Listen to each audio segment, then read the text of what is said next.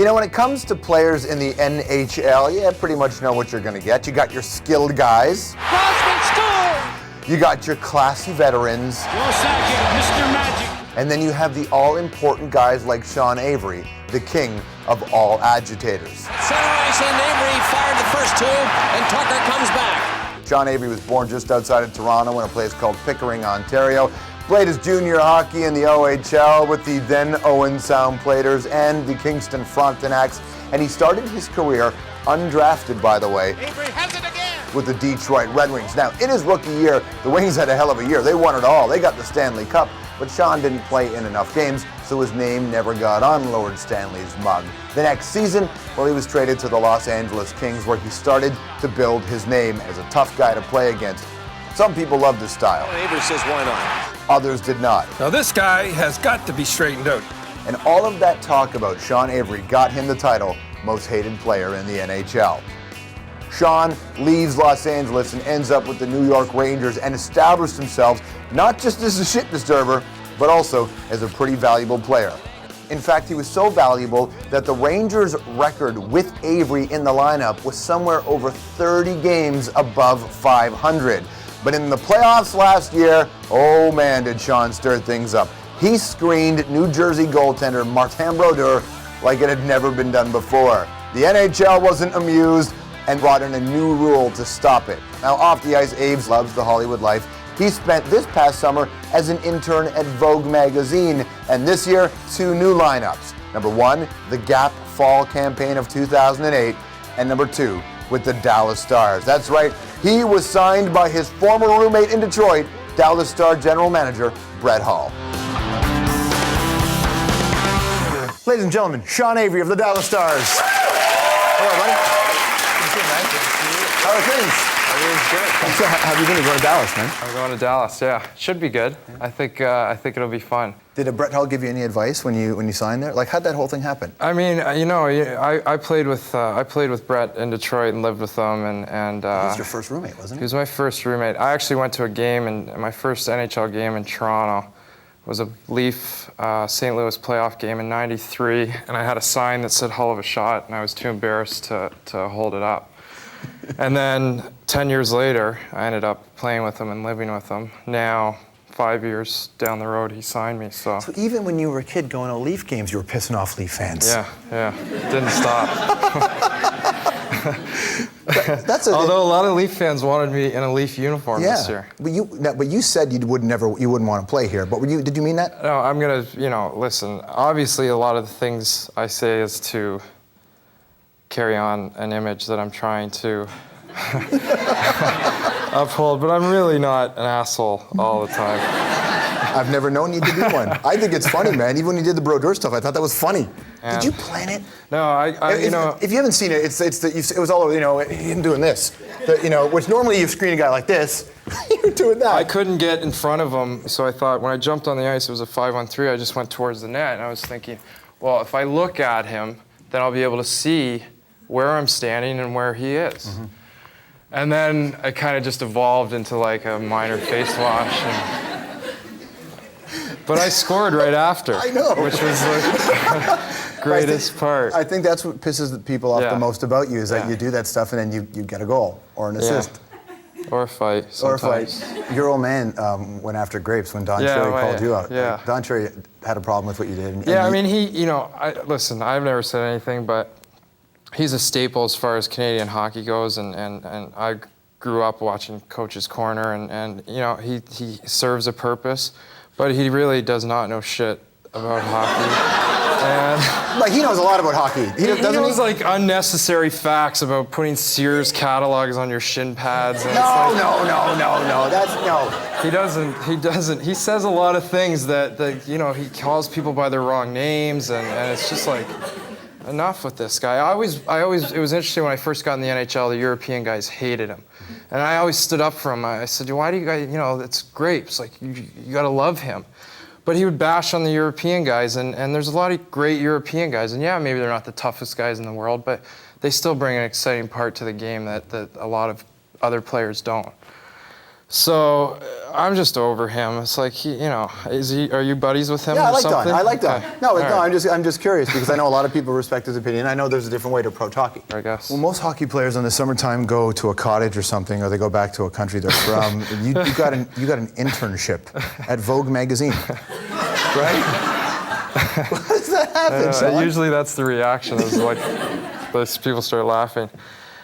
I have a big thing that I'm into, and it's clothes and fashion, and it's really just taken a stronghold on me as far as, I leave the rink and there's stuff that I want to do other than think about hockey. And I just thought at the end of the season what was going to be something cool that I could learn from. I still regret being so focused on hockey when I was a kid, because I didn't learn how to play the piano.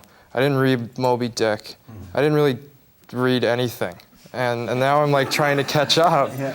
And so that was a way to do it. I thought I'm just going to immerse myself in the Bible, really, as far as fashion goes, which is Vogue, and learn from the best and just try and soak up as much as I can. And it's neat, hockey players. We love them to go through that journey to get to the NHL. But I often wonder if we do junior hockey players, a disservice in this country. Terrible. I didn't go to school. Yeah. I mean, I dropped out of school in grade 9. Just to play hockey. Yeah, you're just so focused on making it, and everything is. I mean, I didn't think I was going to do anything else ever. I thought that was it. And now it's basically 10 years later or 12 years later, and I'm still playing, but there's all these other things that I'm interested in. And like I said, I mean, high school. It would have been great to go to high school. I wouldn't have to use my spell check on my BlackBerry. Your BlackBerry has a spell check? Oh my God. Yeah. I need to do that. It's an application you can download. Is it really? Like that, yeah. Do you feel, I mean, as a man, do you want to break the people's perception of what a hockey player has to be? No, I mean, that's like, okay, a lot of things right now happening. It's like, people ask me if I'm gay. Why? Because you work at Vogue? Because I work at Vogue. I mean, all of a sudden you turn into a gay man because you like clothes and Who says that? Other hockey players? Other hockey players or people in the street, reporters I've had ask me. For real? A couple times, yeah. Wow. Yeah. What do you say? I just look at, like, I don't know, open up a magazine and see my track record. I don't think I'm that gay.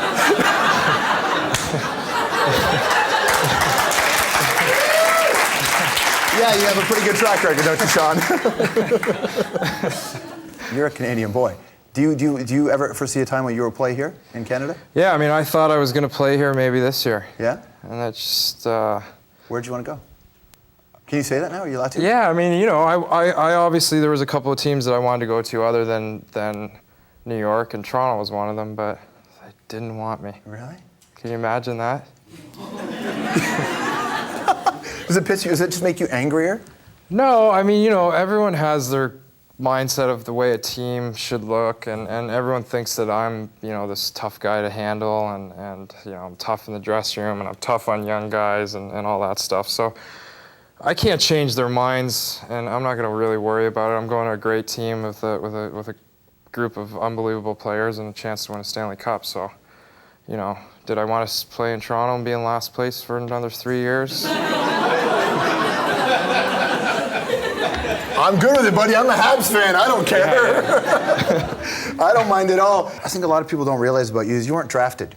No. You weren't drafted, so that's the path for a hockey player to be. Yeah, it's what was that interesting. like? I mean, I can still remember vividly, like, draft day, I was at home, I didn't even go to the draft, and the day going by and not getting drafted, and I wasn't even really that bummed out about it. I just thought, I'm just going to have to work a little bit harder.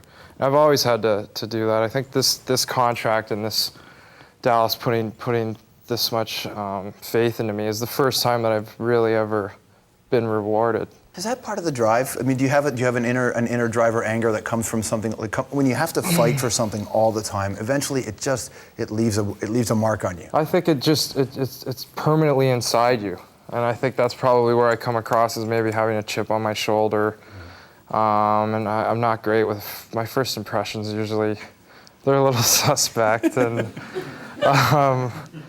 So, yeah, I mean, I always think that I'm going to have to work something and nothing's ever going to be handed to me. And it's probably better to feel like that. You ready to play 220? 220, let's 220, go. all right, let's go. 220, everybody. 2 minutes, 20 questions. Roll the animation, please.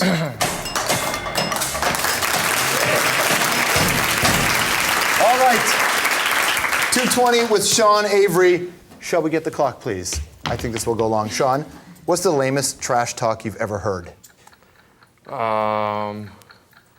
Say my girlfriend was short. Really? And who's the girlfriend at the time? I can't remember. What's the lamest trash talk you've ever said? My stuff's pretty A quality material usually. Who's the biggest ass in the NHL? Darcy Tucker. Really? Yeah. Okay then. Wearing white after Labor Day, fashion crime or fashion forward?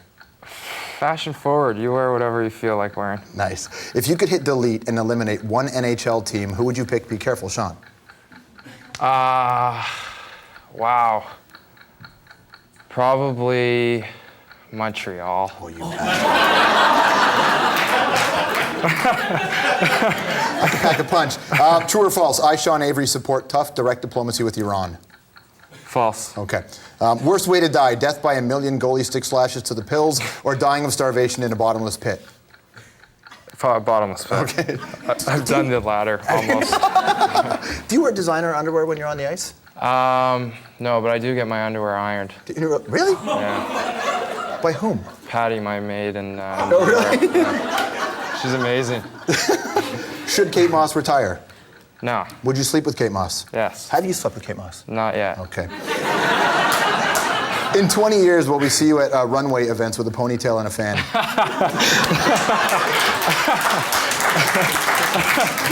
Anything is possible. What's your favorite record right now? My Morning Jacket, Evil Urges. Leafs or Habs? Neither. Gordie Howe or Bobby Orr? Gordie Howe. Gretzky, Lemieux? Gratz. McCain or Obama? Obama. Slapshot or Youngblood? Slapshot. Finish this sentence. Most hockey players are? Very, very simple. Sean Avery, everybody. By the way, the Dallas Stars are playing in every Canadian city this season except Montreal, so you can boo Sean all over the country. The Hour will be right back.